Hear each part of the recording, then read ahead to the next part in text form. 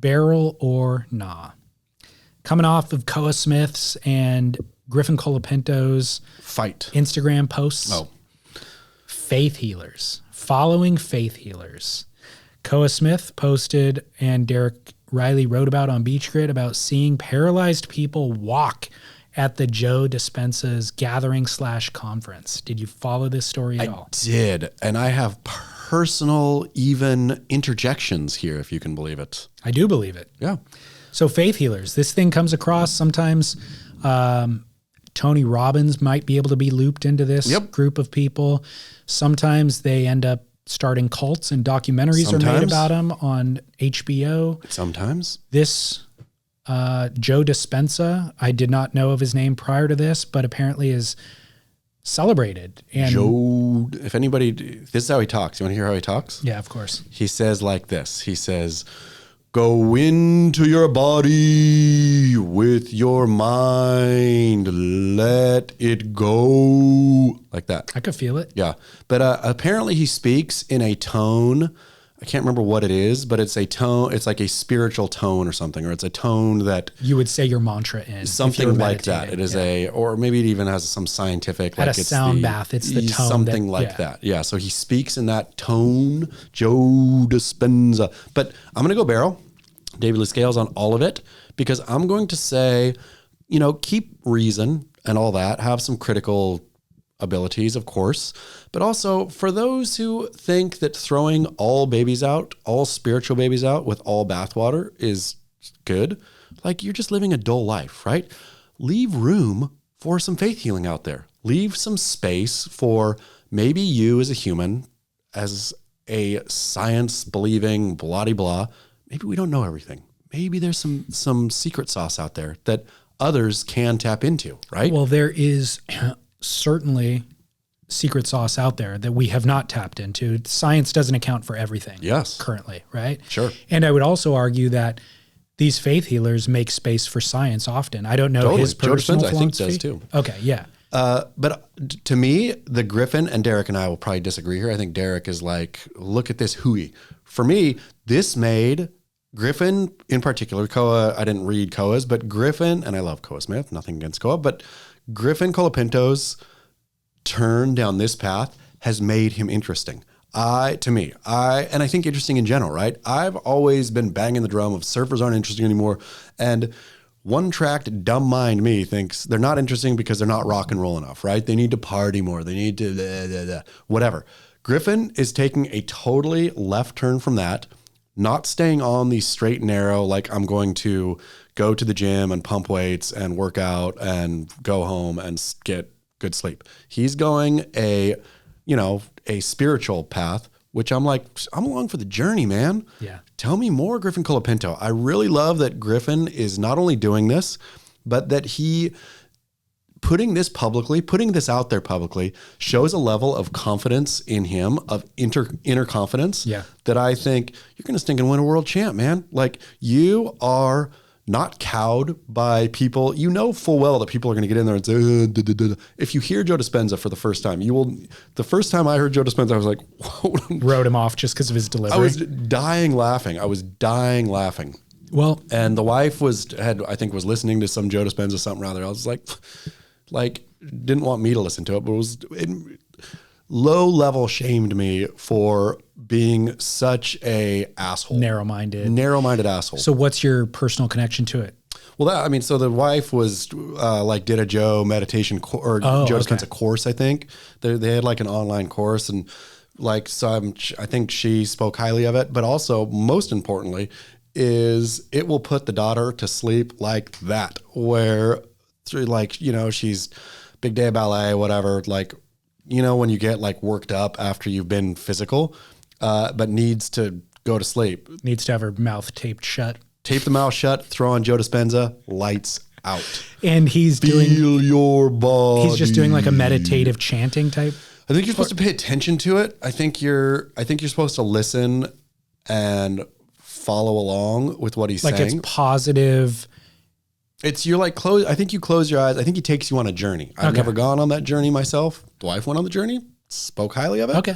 Puts the daughter to sleep. So I'm thinking, got it. Bang, bang. And now Griffin Colapinto's doing it. So again, I'm really am a jerk. I see it working here. I see Griffin Colapinto. I'm not about to even begin to start myself, but I love that it's happening. How long until Joe Dispenza starts sleeping with all the chicks and misappropriating funds? See, that's exactly the problem. And that's what you have to hold room for. Also, while you're holding room for this is great. And this, he has a secret sauce. You also hold room for Joe Dispenza being human, right? Yeah. The only person who you can trust entirely, as stated again and again, is Carissa Moore. If Carissa Moore became a faith healer, everyone could just send Carissa all the money, knowing that nothing bad is going to happen. I would flock. Yeah, everyone should. If you didn't flock, you would be an idiot. But as far as Joe Dispenza goes, let's see, right? Maybe he like is benevolent and is great and was doing this out of the goodness of his own heart. There are people like this. Nobody accuses Mahatma Gandhi of taking people's money and doing the bad stuff. Because that's precisely the difference is he did not charge $2,000 to attend his course. That is true, but let's just see how it goes. Is it $2,000 for a Joe Dispenza course? Yeah, I actually went to his website to kind of learn more, and there was a bunch of different courses, but quality costs, man. And honestly, as we learned from our discussion on sake, I think it was like a 1 week thing or a weekend thing, which is $2,000 is not a lot compared to Tony Robbins. I feel like is $20,000. Yeah. But anyways, despite my references to cults, I'm going barrel on this as well. Great. Glad Believe to hear it or not. Glad to hear it. And my thought was, what is the difference between, quote, faith healer or religion, mainstream religion? All of those are based in faith, right? And I think there becomes a point of mass, like there's enough people following, and then you apply with the government to get tax exemption, and then that becomes an actual religion. Or maybe there's a member, actually what it probably comes down to is there needs to be a figurehead who died at some point that you can kind of attach it to, and that would be defined as religion instead of faith healing. But my point isn't to malign any of those groups. It's to say that I think there's tremendous healing in faith. Sure. I think there's actually energy in faith. I think that there is whatever science can't define. And by the way, it might be defined by science at some point. And I would even argue that if there is a God, science could be the language of God. And we just haven't figured out all of the language yet. You know what I mean? So I think there's room for all of these things to coexist. But I do think that there is tremendous healing power in faith. And so however anybody finds it, whether it's through Joe Dispenza or Christianity or whatever, it can have really benefits. It could have a lot of benefits for your life. And if you're dealing with cancer, we've seen this has been documented actually by academics and the scientific community that just having willpower and faith is a huge part of that battle. I mean, I think people who are very, rational and logical, and it is science, and I am cannot prove God's existence, so I am an atheist, like pure science, rational, I think that it's not thinking that you as a human in the year 2023 know everything, that you have access to every bit of knowledge that has ever been and ever will be. I just don't know how you can be so cocksure of yourself and of humans. Like, what are the humans? I mean, I've said this before on the show, the humans in like the dark ages, right? Walking around. I am for a fact know that if we put a dead rat around our neck, we will not get the bubonic plague, right? Everybody dead rat around the neck, right? Like humans are always, our knowledge base is always growing. And always laughable in hindsight. Exactly. Yeah. Precisely. And so if you know anything about, if you're that committed to science and you know anything about science, you would know exactly that detail. You would know that you actually know an infinitesimal amount about what there is to know. Yes. And then you would, by logic, you would be open-minded leave some at that room. point, right? Yeah, even if you're not following, leaving room. It turns out that, people don't. For whatever reason. There's a certain amount of arrogance and ignorance combined that I think keeps a closed-mindedness. But when it comes to this question of faith healing, when I see people like Koa Smith in that post, it was a photo of a walking cane in a trash can after the conference. Yeah. Presuming that somebody who needed a walking cane before now no longer needs it because of these words of affirmation, you know? My cynical side thinks that Joe Dispenza's PR team does that at every event, goes and puts like an actual walking cane they just bought at CVS in the trash can. Could be. So that Koa Smith sees it on the way out. Yeah, it worked. But my other cynical thing is like, there's people who are seeking so hard that they will believe anything. And I feel like they're then going to be taken advantage of by people like this.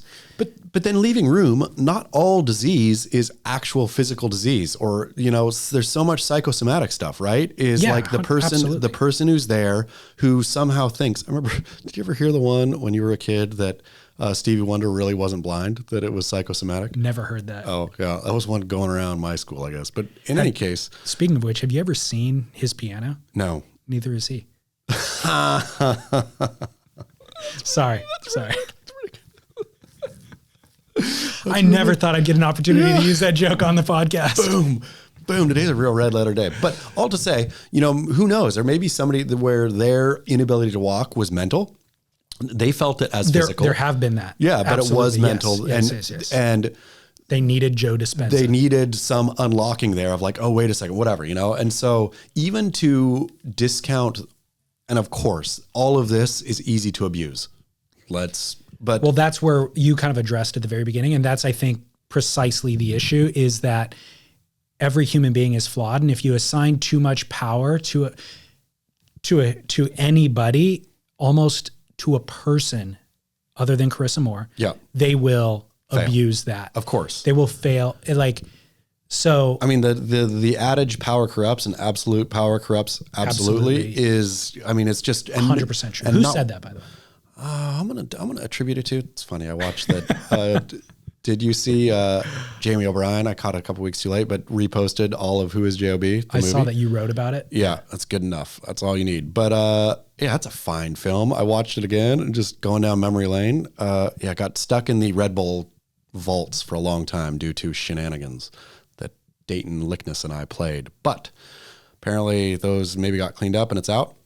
But I totally forgot about this. I start with a Hemingway quote that I totally just made up. The film opens with? Yeah, it's like every man's present and is invariably colored by his past or something. Ernest Hemingway, just a straight rando quote that I could have found a real quote to put there and just didn't want to. Did you make up the quote entirely, or it's a real quote that you misattributed? I made it up entirely and then attributed it to Ernest Hemingway. Intentionally? Yeah. Why? I don't know. It's the same reason. It's things like that. Oh my gosh. Things like that, except different, that got that movie put into the Red Bull vault, I think. I was going to say Patrick Henry is who could be had the absolute power quote. I don't know. Yeah. But he was an anti-totalitarian fellow, Patrick Henry, so it might have been. But that is the problem, is that with enough power, it's just like everybody blows it, right? Yeah.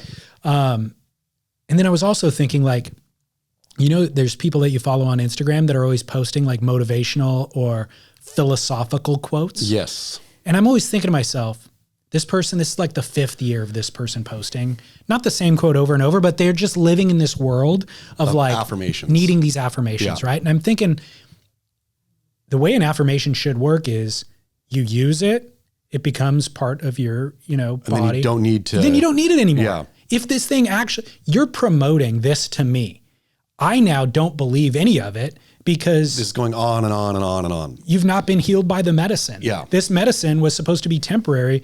If you were going through a hardship, you went through this affirmation, you believed this philosophy that you're posting about and promoting to everybody else, you should have been cured by now. Yep.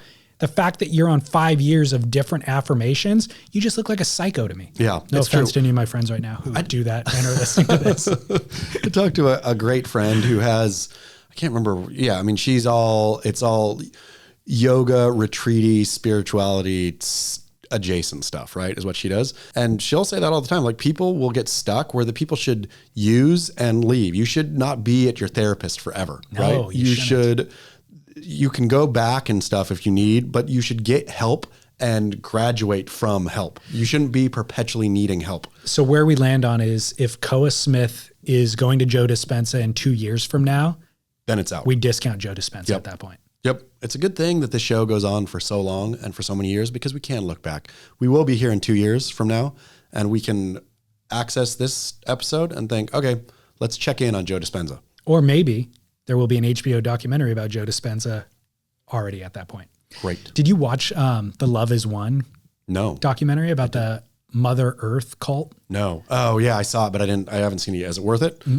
Not Mother Earth. I forget what she. Yeah, I think she's just called whatever Mother. It was. Something. Yeah. Yeah, I watched it. It's 3 parts, I think. Great. Amazing. Okay. I was unaware of this cult, this very small cult. I think I was too. And so this was all brand new to me. I had no idea where it was going. And it's very, very sad ultimately. Sure. Seeing these people live in their complete psychosis. Yeah. As things are. But it's very, very good as a documentary goes. Okay, we solved that one. I think we're both going barrel on faith healers, shockingly. Yep. Barrel or not. Oh, this one comes from a listener. Let me play the call for you. This could get us into hot water. David Chaz, call the grit with, I'm not sure if it's trusting us, maybe barrel or not, but using the term Chinese wax job. So I was loading up the car the other day with some buddies. My girlfriend's tagging along, and I said, oh, man, you want to put a towel between those boards? You don't want to get a Chinese wax job. And my girlfriend was appalled, thinking I used a racist term.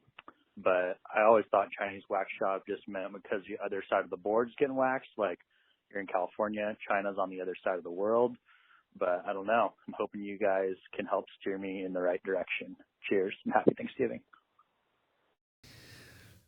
Chinese wax job. Barrel, call your girlfriend a racist too, just like Mason Ho should call the WSL perverts for thinking something that obviously it means that it's on the other side of the world, right? It doesn't mean that Chinese people wax their boards on the bottom because they're dumb. Right. Have you ever thought that?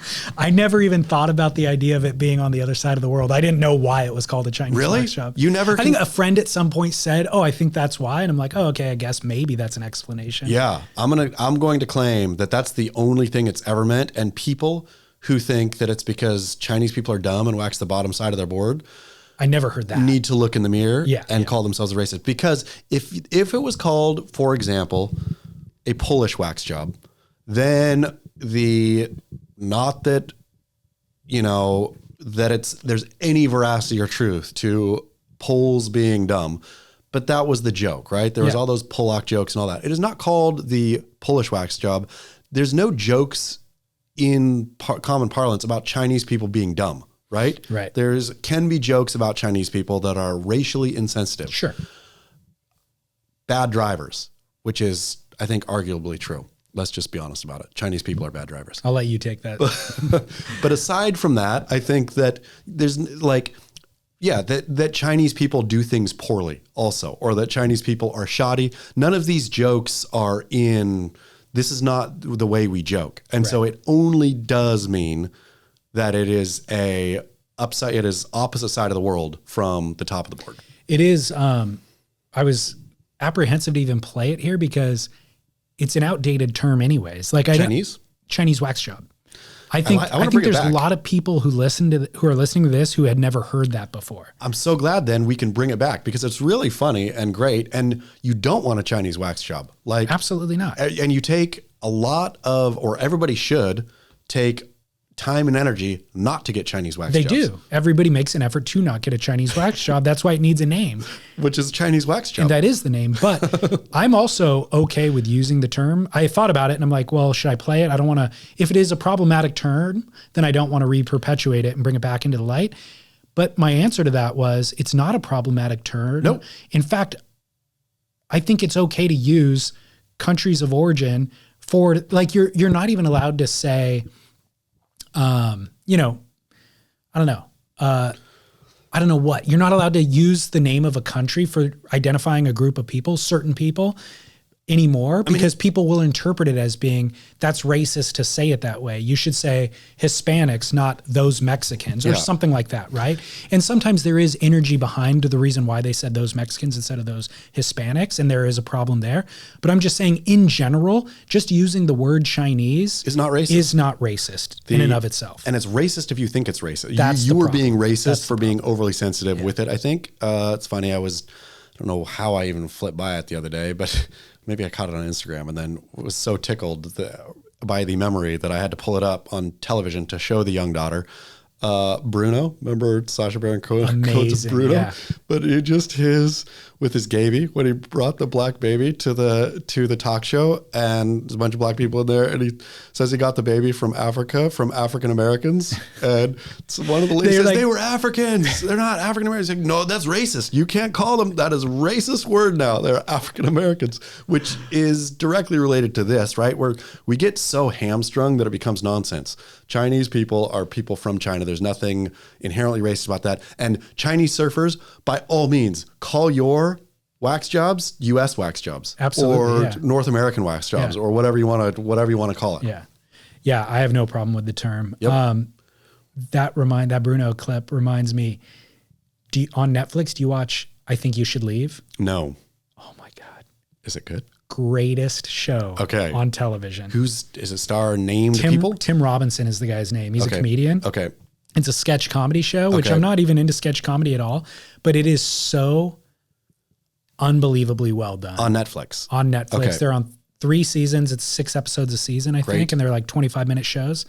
I'll remind you later. I really, really encourage you to watch it. Great. It's just over the top ridiculousness. Like, he is basically, I don't want to jade your opinion on it before you watch it, but he's basically, the punchline of every single joke is male, like toxic masculinity. Okay. He's only making fun of toxic masculinity in every sketch. He is the punchline of every single joke, but it's like, it starts to come across as if he's going to be making fun of the black baby or whatever the thing is, but it always comes back to punch him in the face, almost in the way that Larry David is the punchline of all of his jokes, you know? Excited. Always getting in his own way. It's incredible. I did it a disservice right now, even by describing it that way, because it's so much more than any of that. I'm in. Yeah, sold. You'll freaking love it. It's incredible. Okay, final barrel or nah is related to last week, the hot sake, and it's also related to the holidays. Hot Toddy. Hot Toddy, I'm going to go seasonally barrel. Of course, like in right time, right place, Hot Toddy, yes. And I will go Hot Toddy barrel. I'm going to go eggnog, no barrel. You replace your eggnog with your hot tod. So we've done eggnog in the past, which I want to bring up every year because I feel like everybody should hear that every year. We should redo it. My answer to that is 1/4 cup of eggnog once a year is enough. Sure. That's it. That's it. But hot toddy, I'm going no barrel. Hot alcohol in general, I'm going all no barrel. But I'm going to say... name one. Hot toddy. I'm going to say a Kahlua and coffee. I'm going to say an Irish coffee. Gross. I'm going to say a hot toddy again. I'm going to... So I've been given a hot toddy at a holiday party. They have a giant batch, you know, and you walk in and they give you a ladle full or whatever. And I'm like, I'm not offended by this, but in no way is it the right drink. Like I'd have a martini before this. I'd have a Manhattan before this. I'd have an old fashioned before this. I'd have a glass of wine before this. I'd have champagne before this. I hear you. Except the thing is, I think with the holidays, it is supposed to be for whatever reason, we cosplay that we're cold here in Southern California during the holidays, right? A hot toddy in a snowy chalet. It's perfect. It's cold outside. You're getting warm. It like totally fits the bill. I've done like in stinking snowed in, done, you know, hot whiskey and lemon before. You never done that? Vomit. No, it's so good. It's like really, it warms you up. It's like the thing to do there. We in Southern California or any warm place, you have to cosplay that it's cold. And so you put on a Christmas sweater, even when it's 77, you make the hot drink and all that. I will say it's not seasonally appropriate anytime in Southern California, except for during cosplay season.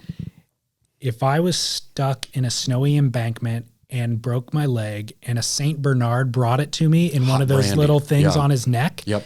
then I would be okay with what you're talking about. Any other scenario, don't need it. There's a better option to drink. I'm glad that we've split ways finally. We were lockstep, and it's always important, I feel, to end with I'm full barrel.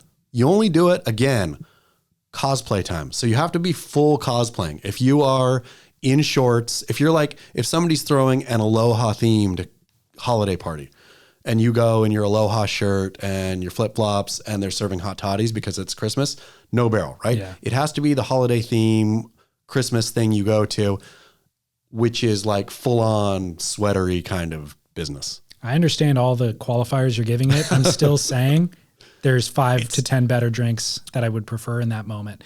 And I do like hot tea. I do like hot coffee. I'll even go for a hot chocolate. And now hot sake is in there.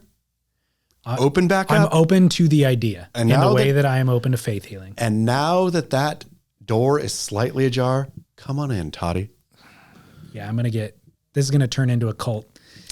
You're luring me in under the guise of faith healing and Joe Dispenza. And as soon as I take a sip on that hot toddy, I'm going to feel my glands extract or getting bigger. I'm going to start suffocating. You'll just want it. You'll just want another. So, hey, bartender. No, I'm going to get choked me out. up. Mark me up another toddy. I'm not drinking the Kool-Aid, the hot Kool-Aid that you're trying to feed me right It's now. good.